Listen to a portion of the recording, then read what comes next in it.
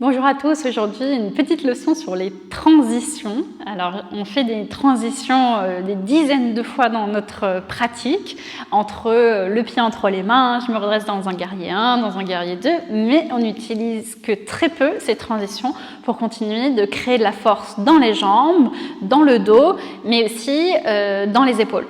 Donc on va voir aujourd'hui comment utiliser ces transitions de manière à ce qu'elles vous aident à créer du contrôle dans le corps. Alors généralement ce qu'on voit dans cette transition-là, à partir du chien tête en bas, on vient placer le pied entre les mains, par exemple pour se redresser dans une fente, et ensuite on va venir se redresser dans cette direction. Donc mon buste fait la direction d'aller dans l'arrière, vers l'arrière, et ensuite je replie mon genou. Donc ce qui pourrait être plus intéressant, au contraire, au lieu d'aller vers l'arrière, on va chercher à aller vers l'avant.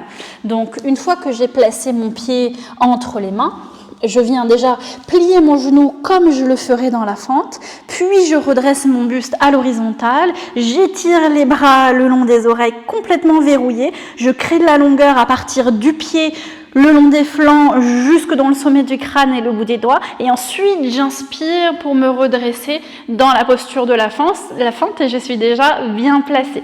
Donc vous voyez que le fait ici déjà de bien plier le genou et de pas tendre à moitié la jambe avant de remonter et ensuite replier, je garde mon genou bien plié et je permets ici aux flancs de s'allonger, aux épaules de se renforcer en luttant contre la gravité avant de me redresser dans la posture de la fente. Manière beaucoup plus efficace de renforcer la jambe, les fesses, les épaules, le dos, etc. Même chose pour le guerrier 2. Ici, généralement ce qu'on voit dans cette transition-là, j'apporte le pied du chien tête en bas, je pars vers l'arrière avec le buste, je me redresse, je replie le genou et je mets les bras. On va voir comment rendre cette transition un petit peu plus forte. Donc, je dépose mon pied. Et là, je vais tout de suite chercher à bien plier mon genou, à descendre les hanches vers le sol, avant de pivoter mon pied à l'arrière et de le placer bien à plat sur le tapis. Puis, je garde les jambes fixes. Je viens dans un premier temps pivoter le buste de profil, d'accord, comme je l'aurais dans un guerrier 2. Donc, je pivote et j'ouvre de profil, mais sans remonter le buste, d'accord, je reste proche de la jambe. Puis, j'étire les bras, je vais chercher loin vers l'avant avec ce bras et vers le haut, et je me redresse.